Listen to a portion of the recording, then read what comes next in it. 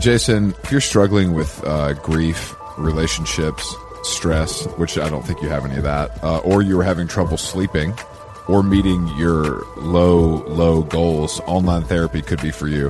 BetterHelp is secure online therapy that offers video, phone, and even live chat sessions with a licensed professional therapist. BetterHelp will assess your needs and match you with your own accredited therapist, and you can be matched with a therapist in under 48 hours. There's no waiting room. The service is available worldwide, and you can log into your account anytime to message your therapist. You'll get timely and thoughtful responses, plus you can schedule weekly video or phone sessions. BetterHelp, H-E-L-P, is committed to facilitating great therapeutic matches, so they make it easy and free to change therapists if needed. We've all been there, haven't we? It's more affordable than traditional offline therapy, and financial aid is available in your area. Visit BetterHelp.com/howlong and join over 2 million people who have taken charge of their mental health with the help of an experienced professional. How Long Gone is sponsored by BetterHelp, and our listeners get 10% off their first month of online therapy at betterhelp.com/howlong.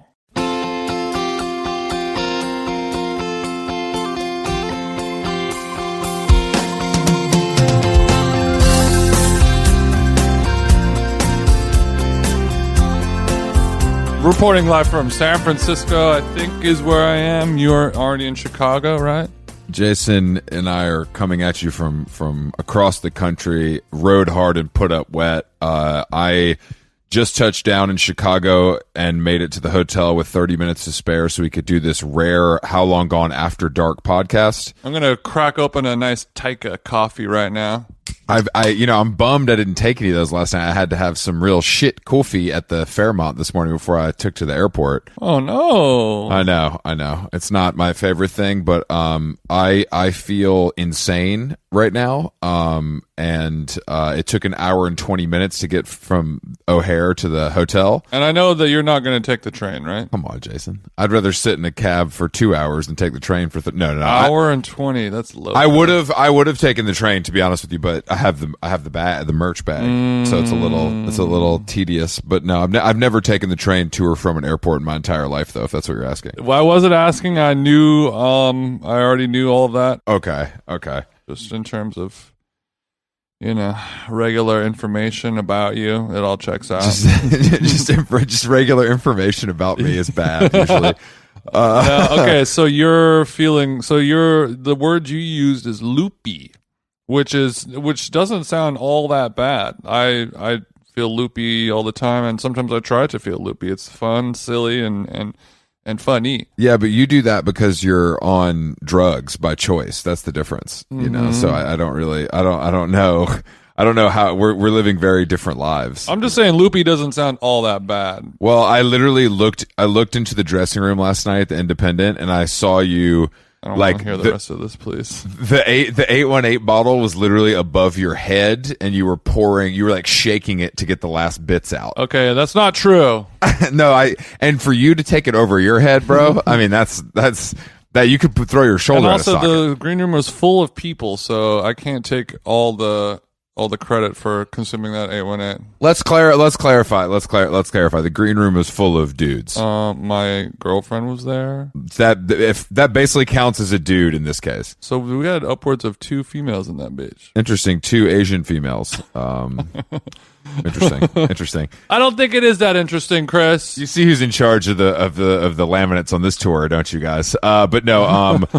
Last night, San Francisco. I don't know what I thought about it, Jason. I was talking about this to my life partner's mom today, and she was like, "How was it?" I was like, "It was good." Like, I think it's sort of like every time you're on a tour, you got whatever it is, 10 cities or 100 cities or whatever it is. They're not all going to be the same. Each one is going to have its own unique energy, and it's not necessarily better or worse. And that's interesting that there can be bad. Don't say that. That's not true. Like in everyone I talked to, and they could have been lying to me, but they were like, "Man, it was really funny. It was hilarious. I was cracking up the whole time, blah, blah, blah." I'm like, okay, good. That's good to know. But then I don't remember it being as fun or as enjoyable as some other cities, but it was way better than other cities as well. So it's kind of like, we just did Seattle and LA, and those were probably our two, like maybe our two best shows that we did. back to back. So the bar was high. It's tough coming off that. I agree. And we did 808s and heartbreaks straight into dark twisted fantasy, and then last night was far from Donda. Like Donda was what? Boston. So what would you say last night was?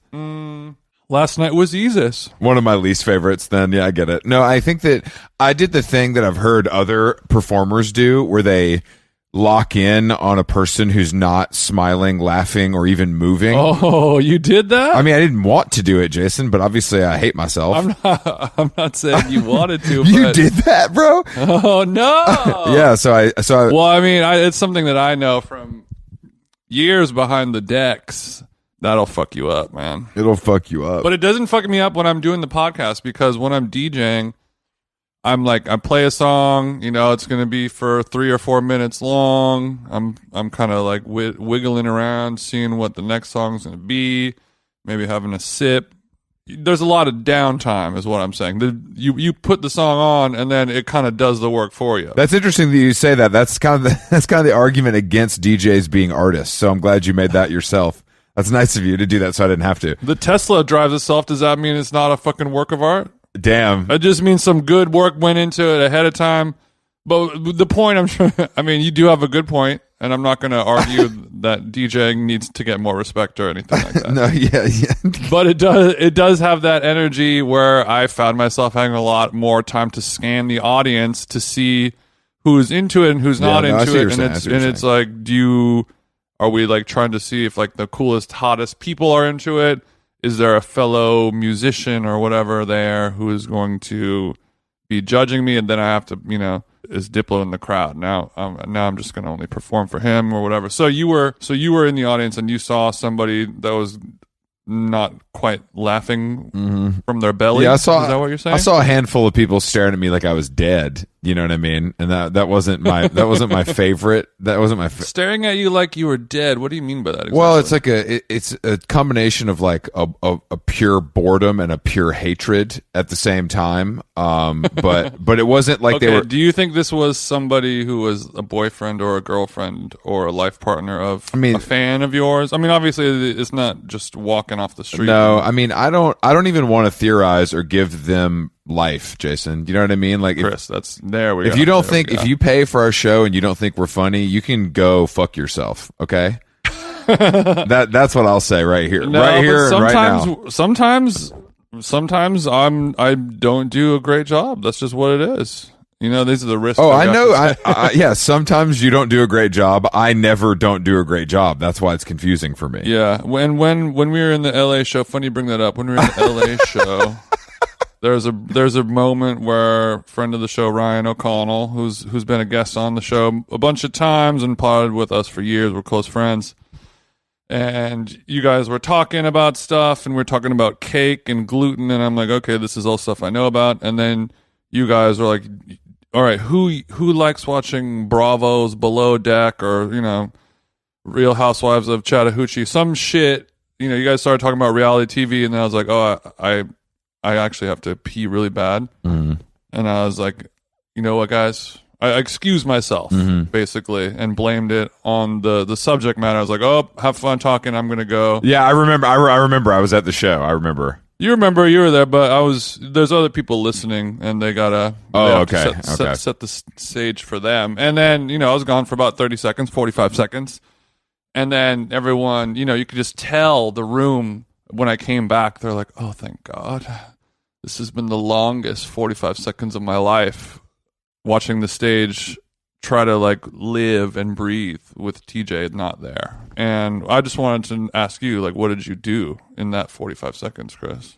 Or maybe what didn't you do? I thought about how good my life is when you're not, stepping on my hilarious jokes or making fun of me or telling people that I look like the guy from Hot Ones, I mean, it's just, it's. Oh, if you're looking for some sympathy from our How Long Gone audience, Chris, I'm not. I don't want sympathy from anybody, guys. Look, we're flying across this beautiful country, staying in, decent hotels, performing our little show for people and getting paid a meager wage. It's this is nothing to shake a motherfucking stick at, dog. Luckily, it's a world that I'm very used to, but the age of my body is not used to it. Like I said on yesterday's episode where we recorded 2 podcasts, and one of them I was laying on the floor. In a couple episodes, it'll get back to normal. But right now, it's like, remember that time, listener, when your parents got divorced? You got through it, right? My parents are still married, just FYI. But yeah, we do, though. Remember in your life where tragedy happened, and it was just for a couple weeks, and it totally wasn't your fault? That's what How Long Gone tour is. Yeah. Mommy and Daddy are very tired, and it's not your fault, Bryce. It's not your fault, Tant. Listeners, it's not your fault that me and Tudley have had a hard week and we're not really getting along, but it's gonna be okay. It's not your fault, sweetie. You're gonna still go to school, and your aunt will pick you up after. We do have How Long Gone After Dark presents Beach Fossils tonight live in concert.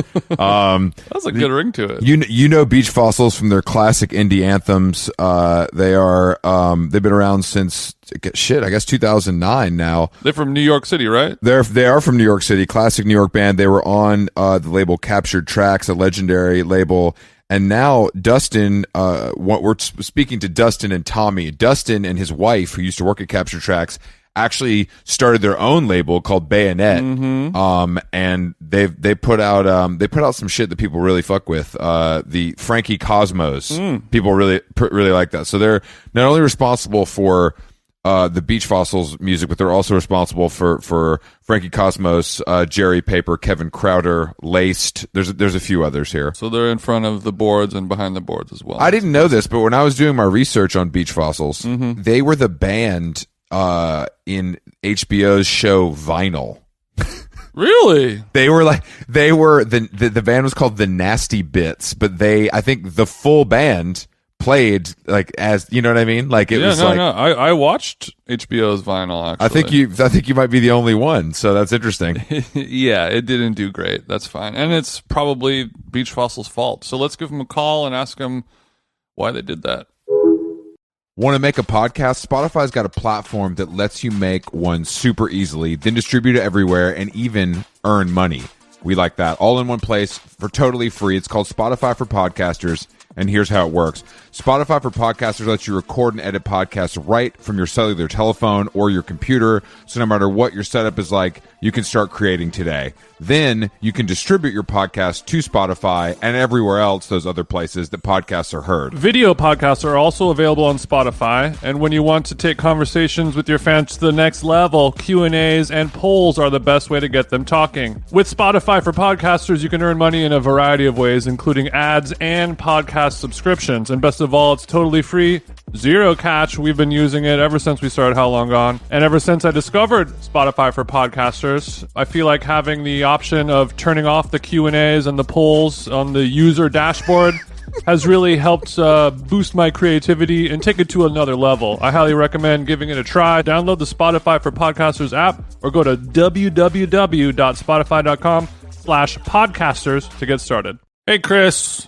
It's Tim time. Let's get into some Timberland talk. How are you? I'm great, man. I was just looking here at the Timberland Greenstride sole on these boots they sent me. It's made from 75% renewable sugarcane and natural rubber, which does the job of combining eco-consciousness and comfort. Okay, that's a very good amount. That's almost 100%. So all that natural rubber, all that sugarcane, that's everything that's renewable. That's going to do a good job as part of Timberland's commitment to make sure their products are sustainable for a more greener world, with the goal of having a net positive impact on the environment by 2030. That's positive, that's better than neutral, and much better than negative, of course. Of course, but we'd be remiss not to discuss the eco-conscious materials that we've laid out for you. Also, they look cool. They're rugged, lightweight, and durable. You can go shop the men's and women's Greenstride collection on Timberland.com. All right, How Long Gone? We're here with Beach Fossils. We're here with Tommy. We're here with Dustin. So, Dustin, you're in Miami, you said. What brings you down to one of our favorite cities? Oh, I was just down here for a wedding, and just spent the whole day just by the poolside today, and got a massage. It was wonderful. This fucking guy. All right. Come on. It's interesting you say that, guys, because I mean we're actually on tour right now, which we've never done before as a podcast, and I don't know how you guys do this all the time. I feel like shit. Oh yes, yeah. You feel like shit. I mean, that's just what it is. You have to embrace it. Can you tell us how long this lasts for? Yeah. I feel like you're a doctor and I have a rash, and I just want you to let me know there will be an end to this pain, right? It's one of those things where when you go home, you're just like, all right, that was fucked up, but I'm good now. Okay. Yes. Yeah, that's sort of what I've been experiencing. You have one of those just travel days from hell. You got to land the plane in St. Louis because someone has to go to the hospital or whatever. Everything that could happen happens, and then you get home. Yeah. And you kind of forget about it pretty quickly, or at least I do. Yeah. And I don't know if that's a good or a bad thing. I'm very good at repressing painful memories, I guess. I'm trying to forget it right now. I'm trying to forget. I woke up this morning at 6 a.m. and flew from San Francisco to Chicago with a quick, almost had to run layover in beautiful Salt Lake. And I had a bag of merch. I mean, you guys are probably on a bus, you know what I mean? So you're doing it a little better than we are. Yeah. Well, I'd say what gets me through tour the most is my drink of choice is a vodka Pedialyte. Oh yeah, he goes Pedialyte. I thought you were going to say cocaine, and I was like, my man, but vodka Pedialyte. Okay, that's cool. So that's interesting. Actually, it's been a number of years now, maybe 5 years, Chris. We did a zine of recipes. Yes. And one of the recipes was a Pedialyte Bloody Mary that I crafted. But you just do a straight up Pedialyte and vodka? Yeah, my drink of choice is literally just Grey Goose and Pedialyte, any flavor. It fucking gets you right. What about the unflavored one? The one that's just cum. Just the yeah, no, it's literally, that's exactly what I was about to say. Unflavored Pedialyte is basically cum. So you walk in, you walk into Shoe Buzz, Brooklyn Steel, whatever, and you're like, bartender, goose and cum, please. Come right up. Yeah. You slide it down the bar. I do want to say we have to let the record show. It took 120 seconds for cum to come out into the beach process conversation. That's a new record for us, actually. Usually within the first 60 seconds. For cum to come out is a great way to put it as well. Yeah. So you guys talk about cum a lot? Is that where we're at? More than the average band. More than the average band, I'm not certain, but yeah, maybe. I'd say we talk about cum, we talk about Fazoli's, and we talk about Babe 25 squirt pillow. A lot of bodily fluids. What the fuck? Yeah, what are the three things you just said, bro? The first of those three things that you said, I'm very familiar with. The second two, not quite as much. You said a square pillow and what? Oh no! You ever seen the video Babe 25 talking about her squirt pillow? No, who's Babe? Is this a TikTok or YouTube? We're going to 2005. Yeah, this is an old video. Yeah. You got to pull it up. Oh, that's not pee, that's squirt. Yeah, that video. The Babe 25. Okay. And if you Google Babe 25 squirt and then hit the images tab, something very different comes up. Just to let you know. Oh, interesting. I have my safe search on. Yeah, you got to do it on YouTube. It's pornography, it happens. Which is okay. So you talk about that a lot still, even though that's a 17-year-old video. Okay. Well, we're reviving that aesthetic though. It's due for its revival. That was the main cyclic. thing. It's like bell bottoms. I get it. Okay. It's an aesthetic. It's an aesthetic thing for you. It's not about the content. It's about the look. Coming back. Okay. So it's mood board for sure. So the squirt is basically aesthetic AF, is what you're saying. Yeah. Okay. Yeah, it's mood board hyphy, I would say. Okay, and what was the other thing that you said? Oh, Fazoli's. Okay, what is Fazoli's? It's like a fucked up Italian restaurant, well, quote unquote Italian restaurant in the Midwest, and we went there on tour, and our bassist ordered some kind of wings or something. I don't know what it was. It's supposed to be buffalo chicken wings. Buffalo chicken wings, supposedly. Okay, some kind of wings. It was horrifying. It was like uncooked. Yeah, it just basically became like a meme in our band. And then I bought our sound guy a Fazoli's t-shirt after the tour. I love that memes can exist only in a band. I think that's something we really need to unpack. That makes a lot, because you guys spend a lot of time together. The DNA of those three things he said, the Fazoli's component is because of the buffalo wings we had, which barely resembled any type of wing. They were covered in what looked like Cinnabon syrup, like a creamy, cummy syrup. And it was like, I've never seen this in my entire life. These like wings dipped into this like cream sauce.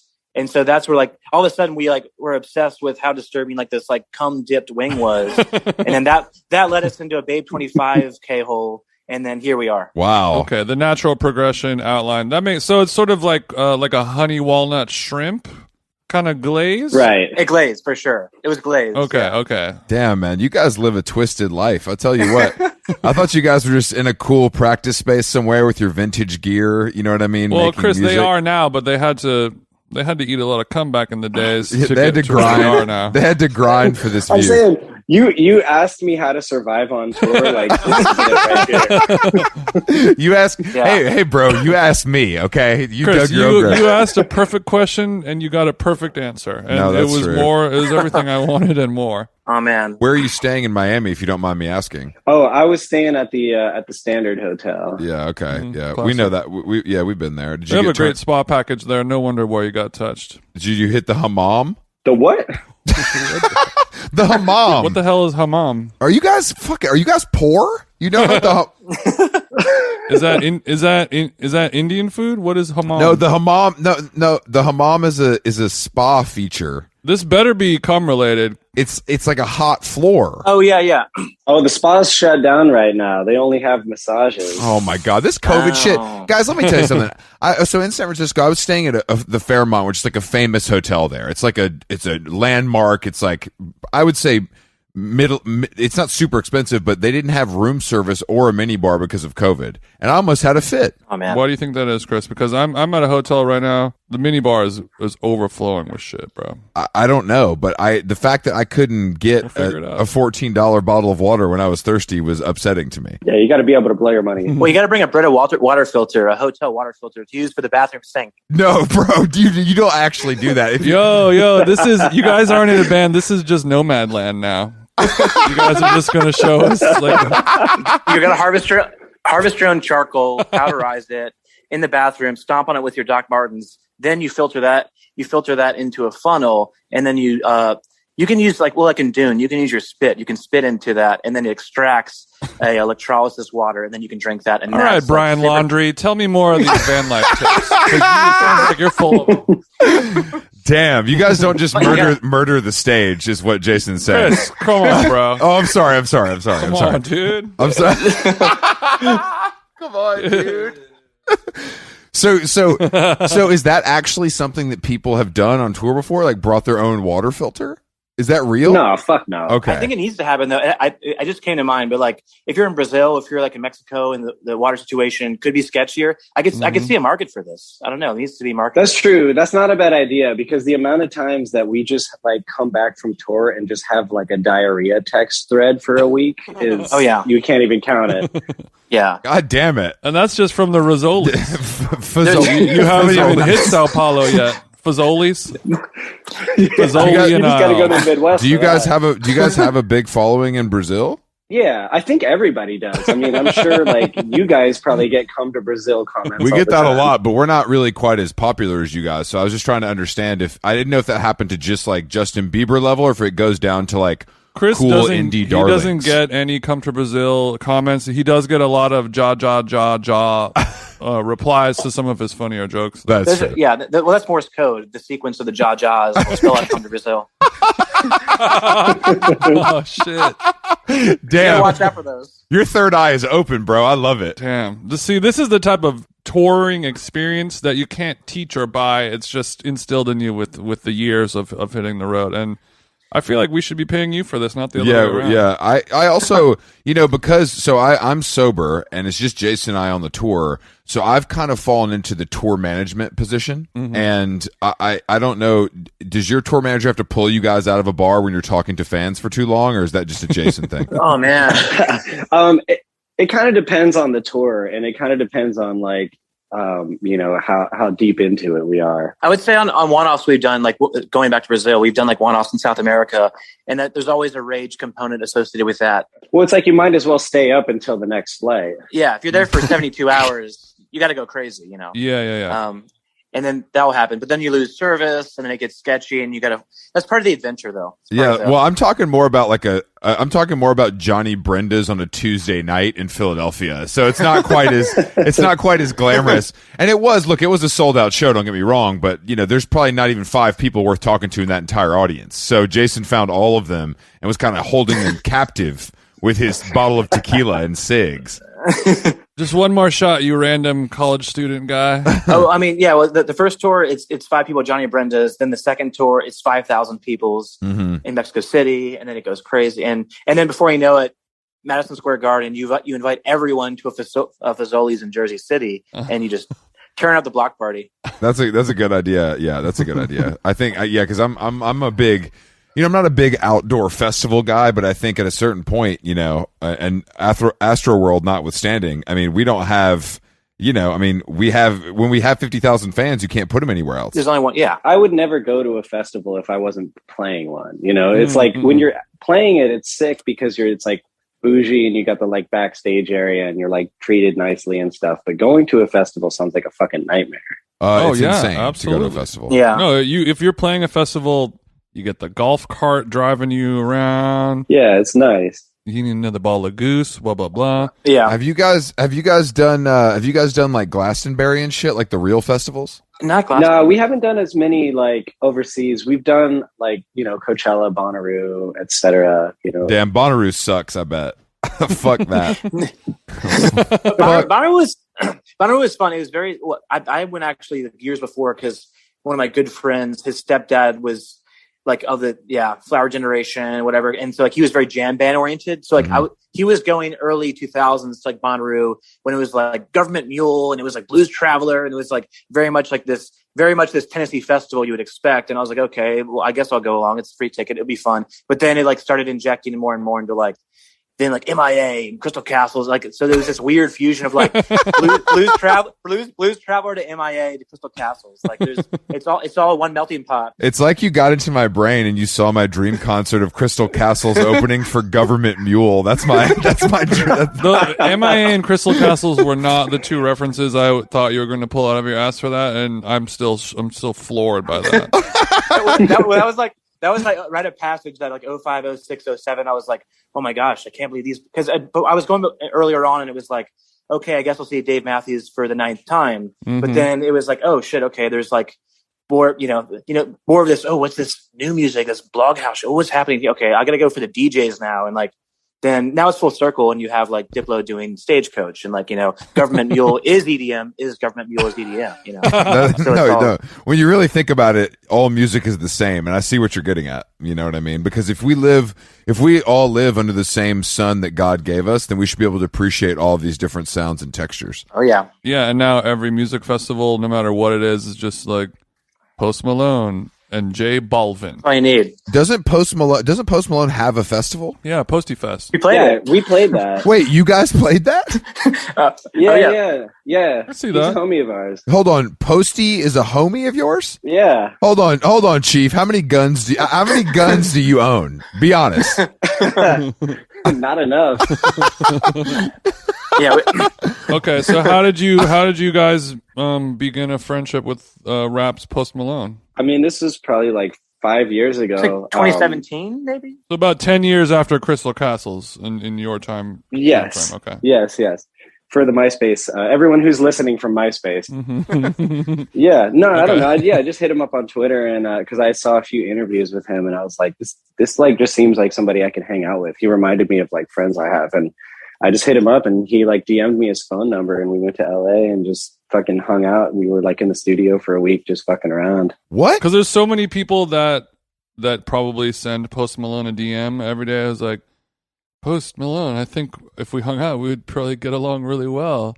And we could be together. But he usually doesn't respond to them with his personal telephone number. What did you guys like? How did you do it? Yeah, obviously he wasn't as famous as he is now. Yeah, I mean he's open minded with shit. Like he, he plays guitar or whatever. I think he liked their music or something. I've heard Posty though. I've heard Posty's a shredder. Yeah. I mean he comes by like every time he comes to New York, like we go to the studio and we're just in there till like 5, 6 in the morning. Last time we were with him, we were in there till like 10 in the morning. There's footage of us, I think, like crammed in our old practice space where like you have like deputy and fire department, like, you know, security, like personnel that are like outside of our like dingy practice space in the hallways. And there's like 3 dudes inside of our space who are also like suited. And then Post is literally like singing like Radiohead's Creep, and I'm on drums. It's like, and then like, I don't play drums, by the way, but it's one of those shit show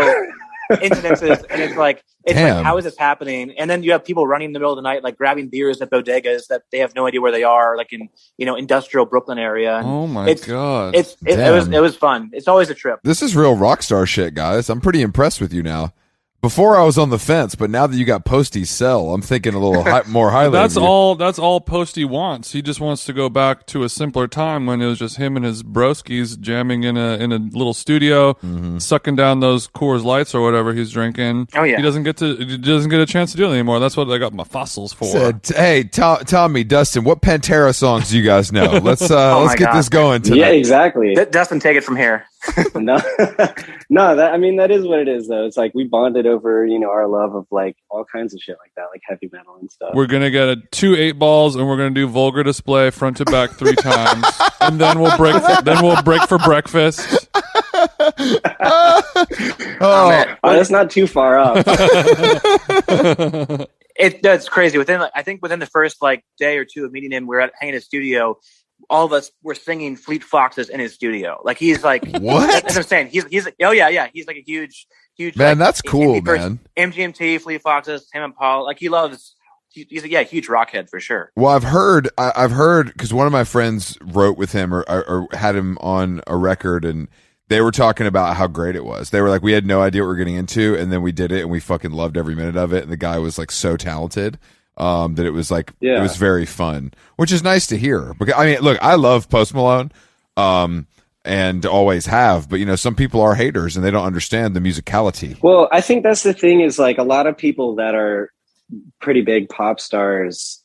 I mean, they're kind of there for a reason, you know. It's like maybe you don't necessarily realize in their music, but they've got some kind of artistry that you know, technically goes beyond certain levels that people can realize. He's got the sauce. Yeah. If anyone could do it, then they would, and they ain't because they can't. Yeah, exactly. Oh God, one day I'm going to record an album, Jason, and I don't know if the world's ready for it, but I've been holding back for so long. What's the music? What genre are we talking? What are you going to do? Like Gin Blossoms, Lemon Heads, you know, maybe jangly, but I'll just be on vocals. You know what I mean? I'm kind of a lyricist. He has a pro Grammarly account because he does a lot of pen to the pad kind of stuff. So every actor for some reason in their career has to make like a blues rock band. Yeah. So I guess everybody who has a podcast has to start a jangle pop. Yeah, band. exactly. If you guys, which is how Beach Fossils got their start. If you guys, I was going to say, because if you guys, I mean, I know you guys are busy and stuff, but I'm always looking for more people to back me up. And you know, I don't know I know you guys have never listened to this before and didn't know who we were, but we are signed to Jaguar Recordings. So we're part of that for sure, Chris. We're part of the Secretly family. I love that. Yeah, my wife works at Secretly. It's already in the air, then this makes sense. If you guys, because I can't I can't play any instruments at all. Can she get us an advance or something? Yes, yeah. Can we talk? My family is very hungry. Please. I'll tell you what. You guys come through the studio. We'll fucking make an album. We'll hang out until 10 a.m. and then it'll be done. Okay, look, I can't stay up that late, but you guys can fit. I'll do my parts. Chris, come on. Like You're gonna have to pull yourself up. You want to get this album done? You're right. You're gonna have to relapse on drugs. I don't know. What to tell you. Well, I think the easiest way we can do this is just like take sample audio clips from the podcast, and then we'll just play music over it. Damn. Like spoken word kind of poetry. Yeah. Guys, all right, look, split 7-inch coming out, because look, our album comes out is coming out soon, and we need to have a follow-up kind of ready to go. And I think a split 7-inch, Beach Fossils, How Long Gone, split 7-inch could be a cool idea. You can get the front. It's the stocking stuffer nobody knew they needed. And I know that vinyl's like backed up or whatever, but don't worry, I can call Jack White myself. Yeah, he's got you. You guys aren't the only ones that are connected in the music business, okay? Well, I think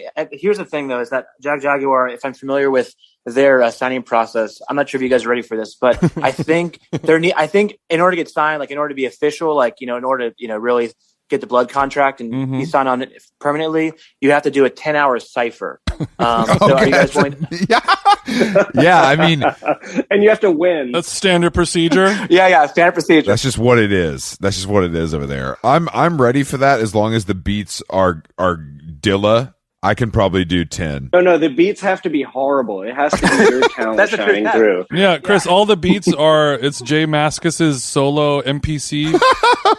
Yeah, he discovered some dusty jazz vinyl and he flipped that shit hard. Damn. Yeah, I think he released it on a pair of those Adidas shoes that have the wings on them.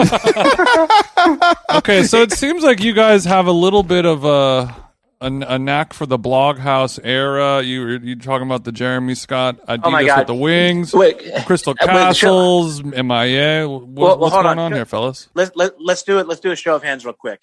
Who didn't have a deep V in 2008? Raise their hands. Both of my hands are. I would buy the extra large, so the V would be like all the way down to my belly button. You had a deeper V. Very cool trick. That's a very cool trick. But now I would wear a V-neck now for some reason. The band wasn't. Were you guys in the band then, or were you in other bands? Oh, this is pre-Foss. Yeah, this is pre-Foss Haas. So you guys weren't okay. But you're how old are you guys? If you don't mind me asking. I'm 35. Okay. I just turned 52 this summer.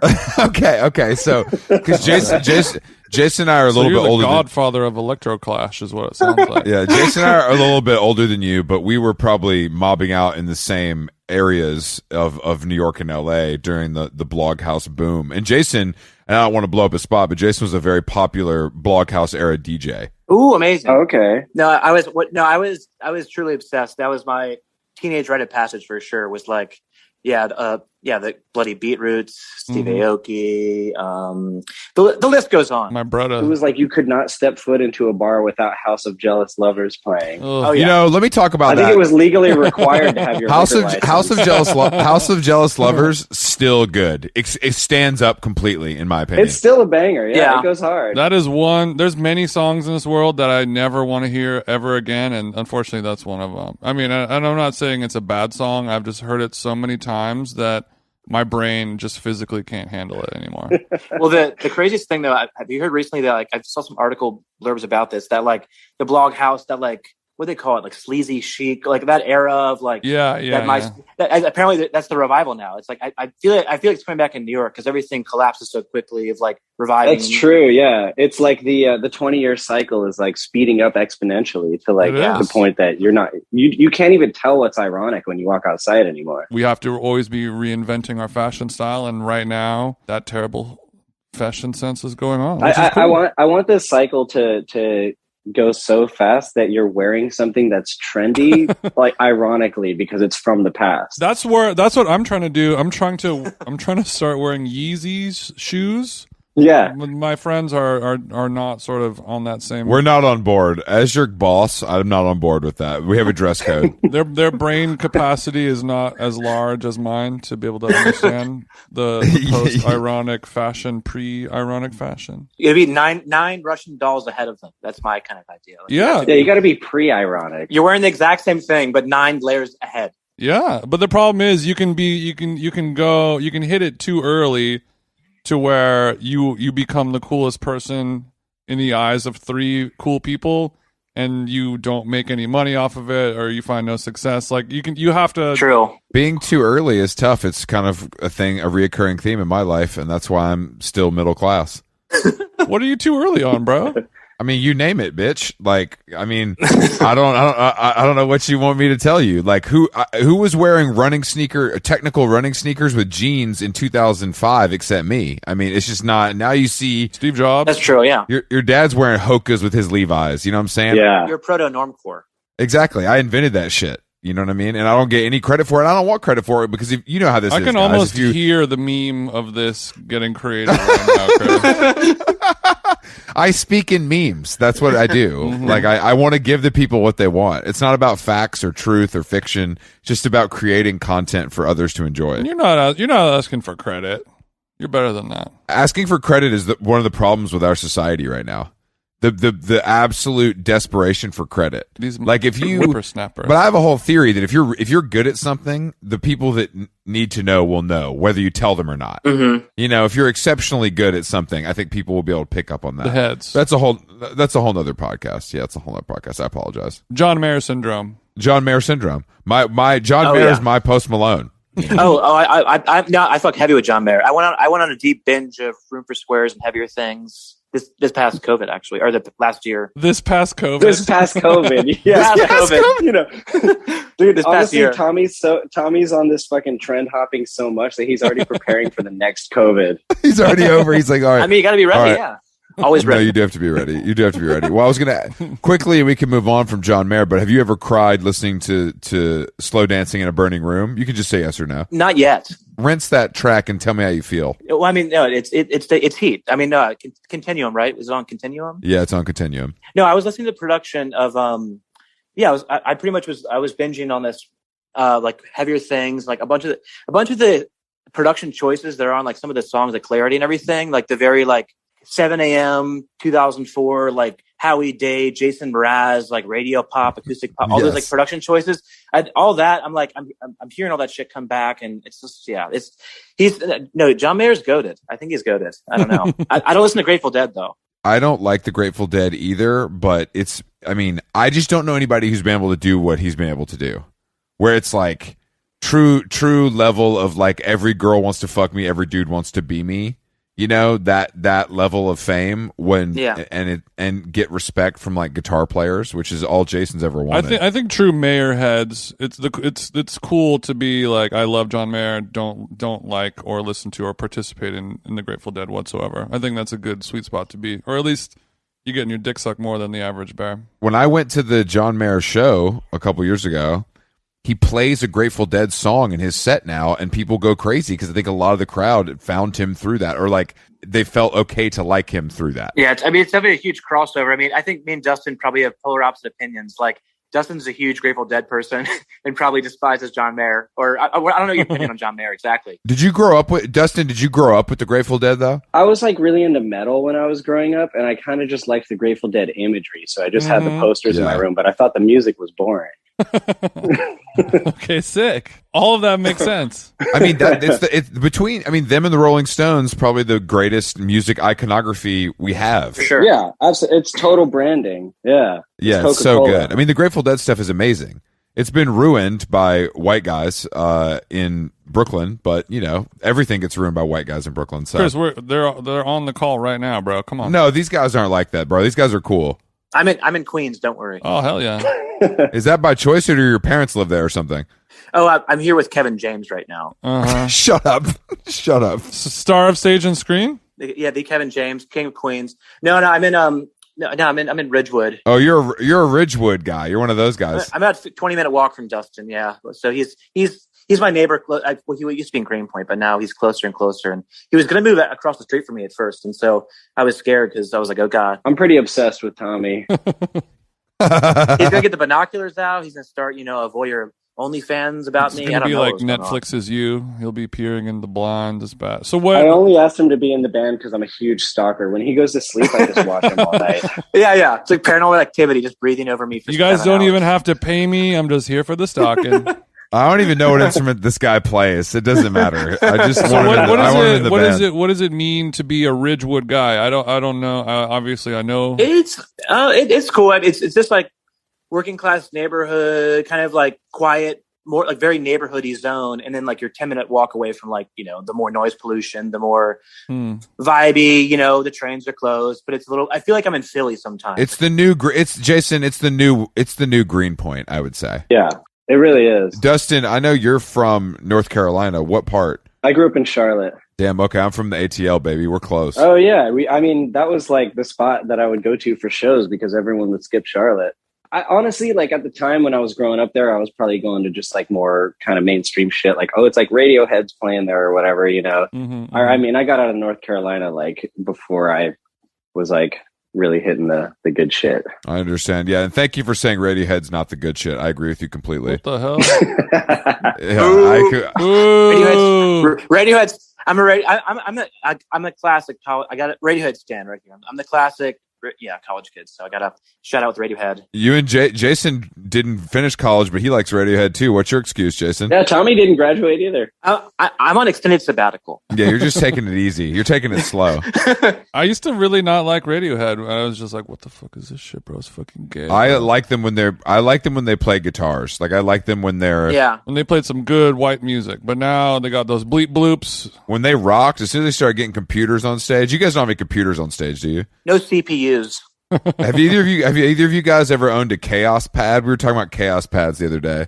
Wait, Dustin, do you have one? I have no idea. Okay, no, neither of us have owned one of them. Jason, describe the Kaospad and its They popularity. probably know what it is. They might just not have it. It was just a little like an effects unit that Korg made, where it's just like a trackpad, and you run your finger across it, and it'll just do like different effects. Oh yeah. I know what you're talking about. And yeah, then the band Muse, he had one installed into the body of his guitar, and Radiohead used it a lot on Kid A and Amnesiac sessions and stuff like that. Oh, but it's like a $99 like kind of piece of shit little audio thing that had a little bit of a renaissance for freaking it. That's where they would loop Tom York's vocals. Interesting. Yeah. No, I mean, I'm a Radiohead stan, so I've gotten like any one of those records I fuck with. But I will say, Live from Astoria, this the record when they were doing like in between the first and second record, it's the classic hard rock. It's like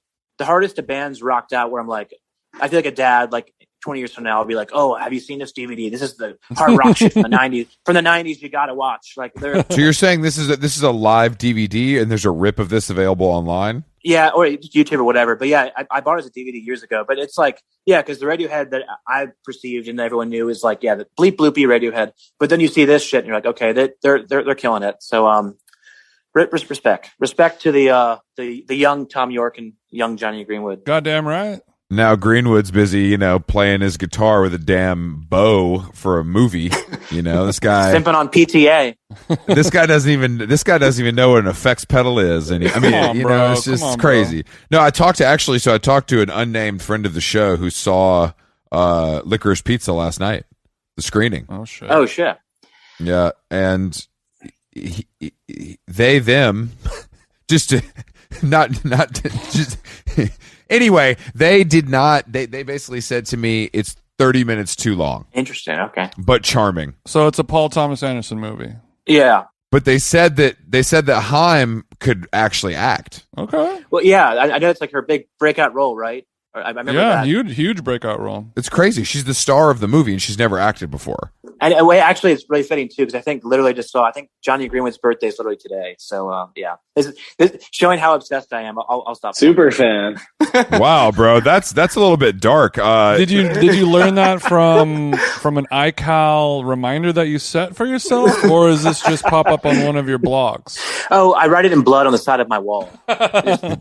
I don't know when any of my favorite celebrities' birthdays are. Maybe this is something I should try a little harder with. It was like a little Instagram explore page thing, I don't even know what my own bandmates' birthdays are. Fuck no.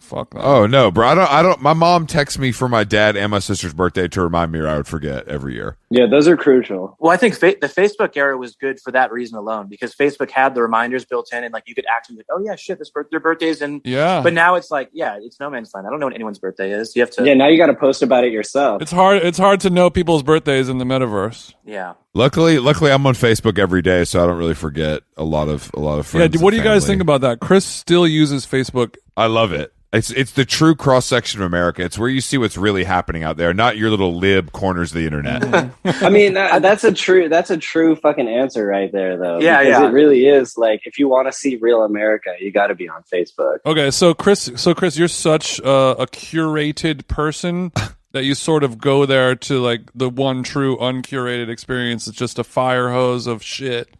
And you're like, yes, let it wash over me. I'm a bad boy. No, I honestly do think it's where people. It's like where It's where I see the hot girl from high school who gained 50 pounds is now doing a pyramid scheme selling leggings. Yeah. And then it's people. Yeah, how else are you gonna know what like real people are up to? Okay. Honestly, I said this. I think I said this on stage. Or I said this to you. It's like, to me, it's the same thing as like being in an airport. Yeah. Like that's where you see what really happens out there. Like you don't see that in Greenpoint. You don't see that in Los Feliz. Like you only see that in these. You ain't gonna see places. this on one of your little cuck tiny desk concerts. This is real America here. Exactly.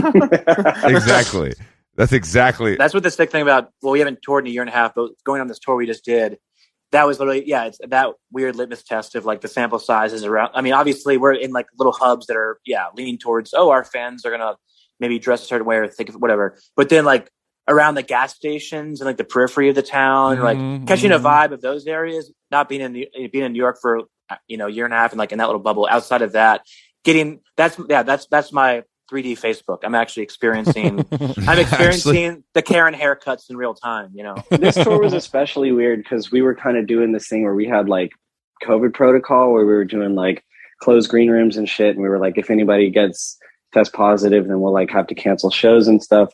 So we were going to gas stations and, we'd put our masks on when we go there. And it was like, immediately it was like you were wearing this sign that's like, I'm a beta cuck snowflake, Like, yep. And I agree with all these gas station owners all over the world, and I'm burning my mask right now just talking to you. So thank you. It was like the end of end of last year. We went down to the South, Chris and I and our life partners, and the same thing happened to me. We would go to a gas station in, what was it called? Tits, Arkansas or some shit, No, we were in Tifton, Georgia, maybe. No, Butts. We were in Butts, Georgia. Oh, Butts, Georgia. We pull over to the Butts Winchell's, and I'm in the bathroom, and it's a truck stop in Butts, Georgia, so it already just smells awful to begin with. So I'm like, oh, thank God I'm wearing this mask. It smells like 10% less pee.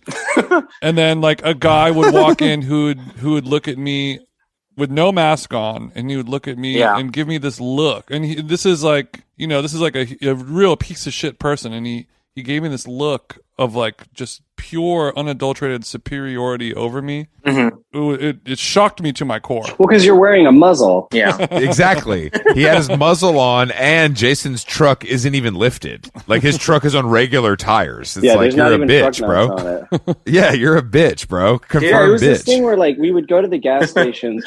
And it was on multiple occasions we had the same exact thing said to us in different parts of the country where they'd be like, why y'all wearing masks? Ain't nobody got COVID out here. And then it was like it was almost like I was living in a simulation where it's like we're like states away and people are saying the exact same thing.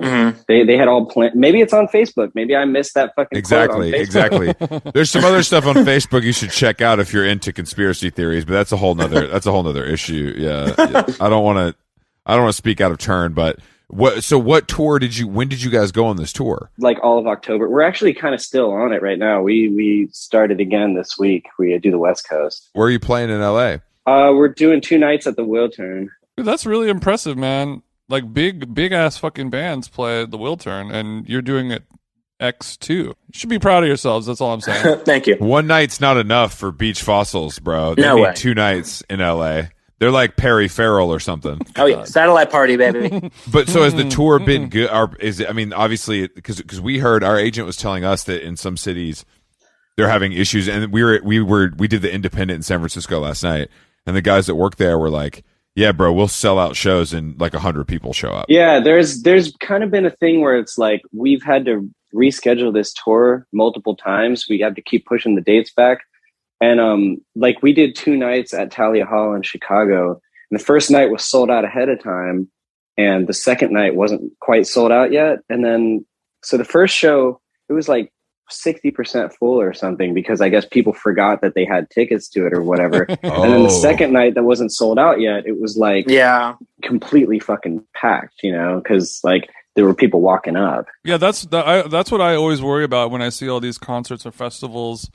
They're like announcing the tickets being for sale like a year in advance. I'm like, bro, I will easily forget that I bought this ticket. Yeah, I spent $1,000 on 2 tickets to see The Weeknd in 2023. I don't know if I'm going to remember that. Yeah, I mean, the only reason we're touring right now is because our tour was supposed to be like last summer, and we just kept holding on to dates, and now at this point, I think everybody's booking their tours like a year in advance. It's fucked up. It's like the vinyl thing. Mm-hmm. Planning that far in advance just seems insane to me. Like The Weeknd literally announced that tour that was a year and a half away when he did the Super Bowl, and it sold out, and then he canceled it. Yeah. Yeah, like how the fuck do you know what you're going to be doing in a year and a half? No, that's what I'm saying. Last night, somebody, I'm sure she's listening right now, but she went to our show in LA.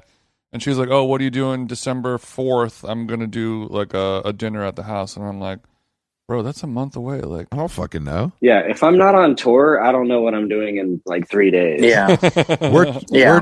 We're touring musicians now, so life's a little different for us. But we You know were what I talking mean? about You guys that. know. Like you were saying, when you're not on tour, you don't know really what's going on because you kind of have the tour as your little North Star guiding you through your day-to-day actions. Yeah. And then you also sort of experience a little bit of kind of postpartum, not necessarily a depression, but for me at least, I'm feeling like, oh, like I don't have that thing. Like, oh, we got Chicago on Tuesday, so we got to get this, that, and like your whole life is built around that. And when you have those shows gone, I feel like I'm just wandering around staring at the wall. Like It's definitely called tour withdrawal for sure. But I also don't like it. So that's the weird part. That's the thing. That's what's so weird about it. I don't like this at all. I'm just doing this because it's good for like the brand of How Long Gone. I don't want to do this. Like the thing about podcasting is, guys, you guys go out there and you rock and you get sweaty and people are like throwing bras on stage and shit. Like we're talking to a room full of dudes, and it's kind of mellow.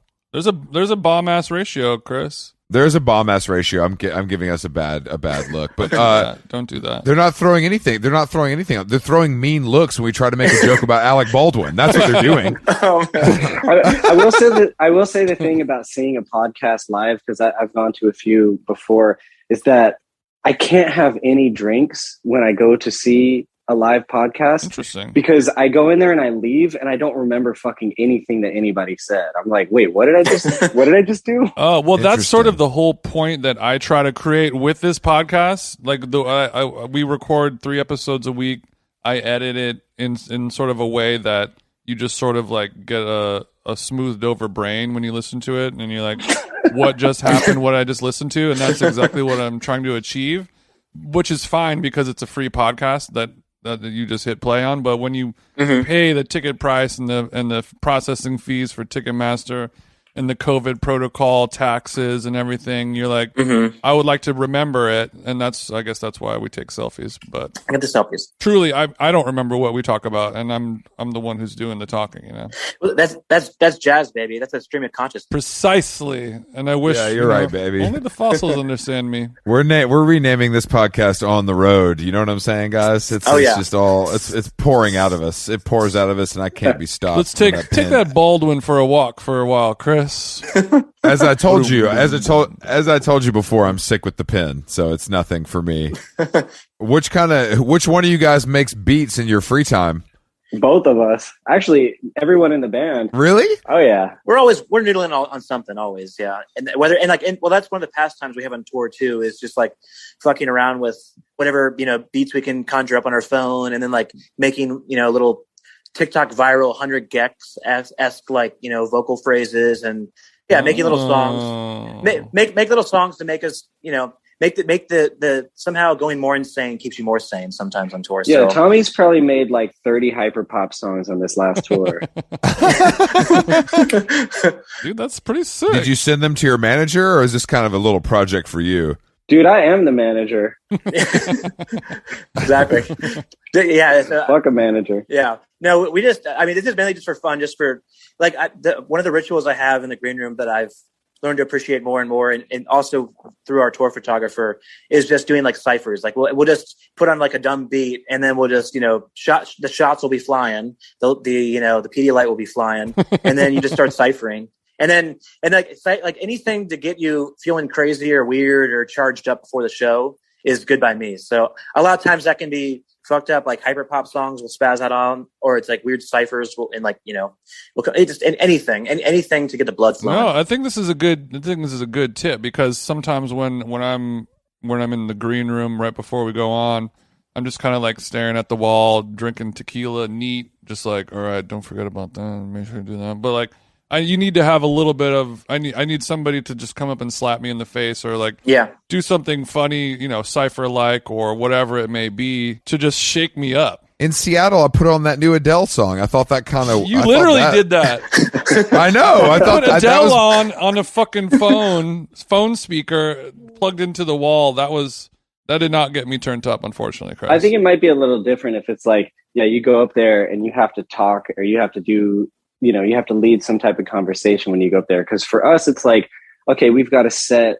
We know the set. We've kind of memorized it. We can go up there and play it. I think what you actually have to end up doing is you have to just like, you have to play the same, you have to do the same podcast every single night on tour. Yeah. And that's the vibe. You have to memorize it. Well, that's the problem is we don't do that. So it's all off the dome. It's just it's like an hour of improvised talking. No, but I'm saying one episode for the entire tour. You just yeah.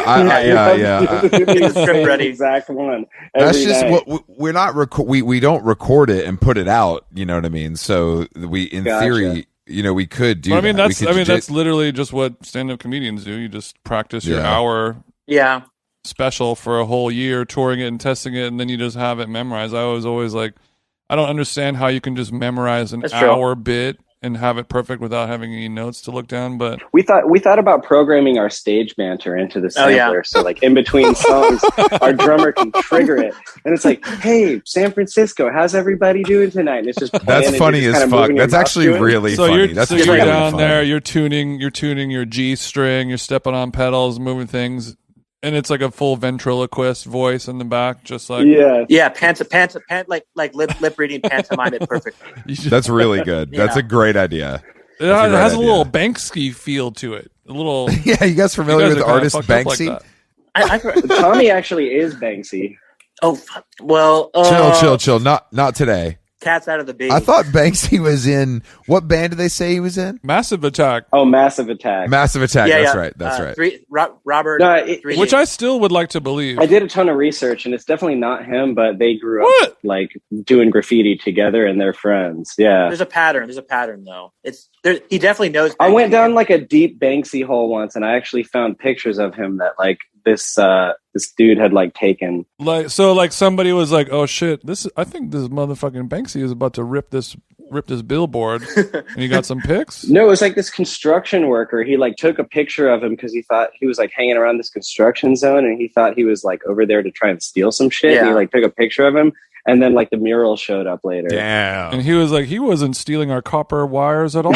He was adding value to this shit building that we're making. This is really nice of Banksy. Yeah. Has anyone done that? Has anyone like done Banksy copycats where it's like you go to like very popular, like for instance, like in Brooklyn, you have like the graffiti tours that happen, or you have like the people that are like, trying to find the next Banksy, whatever. I think someone needs to pose. It's like there needs to be a team of people that all around the world are posing as Banksy and doing fake graffiti stencils just to try to conjure up like people's, oh my God, I think that could be Banksy. And then like, dude, but I think unfortunately that's like been the trend of like fucking street art for the past however many 15 years. The Obey Giant thing. That's before everyone knew it was just one guy that started. That was sort of the whole point, and you could buy the stickers and the wheat pasting stencils and everything like that, and everyone around the world could do it. It's a community art project. It's called crowdsourcing. I don't know if you guys have ever done that. Oh, I think it's cool. It's a pretty popular trend. Maybe the new ways that I need to correct it for would be you have a graffiti tour that you run like in Bushwick,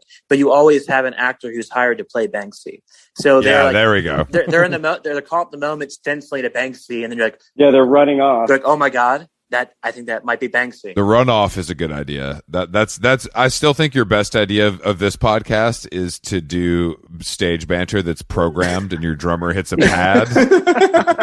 But I think it's cooler if you don't pantomime it. If you just are tuning your guitar, not even paying attention. Just a grim, like a blank face. I know. Yeah, that's fucking funny. Like, I mean, that would really go over well, I think. I don't know if your fans have a sense of humor, but I hope they do. Sometimes I think they have a sense of humor, and then I do some shit, and like everyone's just sitting there like very serious. And I'm like, I don't know if that fucking went over. But okay, we were talking about this before you got on, about that thing where when you're on stage and you look into the crowd and you see the one person who kind of has their arms folded disapprovingly to whatever it is that you're doing, and then you kind of have no choice but to fixate on them for the entire rest of the evening. Is that something that you guys fall prey to? Yeah, it's kind of funny you bring that up, because that's the person that I focus on for the show, but not in a negative way, but in a way where I'm like, I want to play like this fucking sickest set ever to like win this person over or whatever. And it's usually that's a good attitude. It's usually not even someone in the crowd. Sometimes it's just like some guy who works at the venue who like clearly fucking hates our music and just like only wants to hear metal bands. And I'm like, all right, I want to just like shred super hard and like show this guy that we don't fuck around. So at the end of the night, he's like, you know what? I thought you guys were fucking pussies at first, but then I don't know, man. I saw you're shredding. I just want to say respect, and then you're good. I think that's happened on multiple occasions. But my only issue with that is that maybe no, I see that, but that's also on the basis of assuming that they need to be impressed and they're waiting to be impressed. It could be a situation where he's just going through a divorce and there's nothing you can do about it. He's stuck in that energy negative well. You can't get him out of there no matter how amazing you play. Or this is just their job and they fucking hate them. Yeah, exactly. That's all of that is probably true and possible. I play for the average energy, and I hope that if the average energy is like going crazy, then I hope that average energy can infect the other Grinches of the crowd. But you want herd immunity with the crowd. For sure. Man, I went to the Beach Fossil show. It was like, the energy was it was medium. It was good.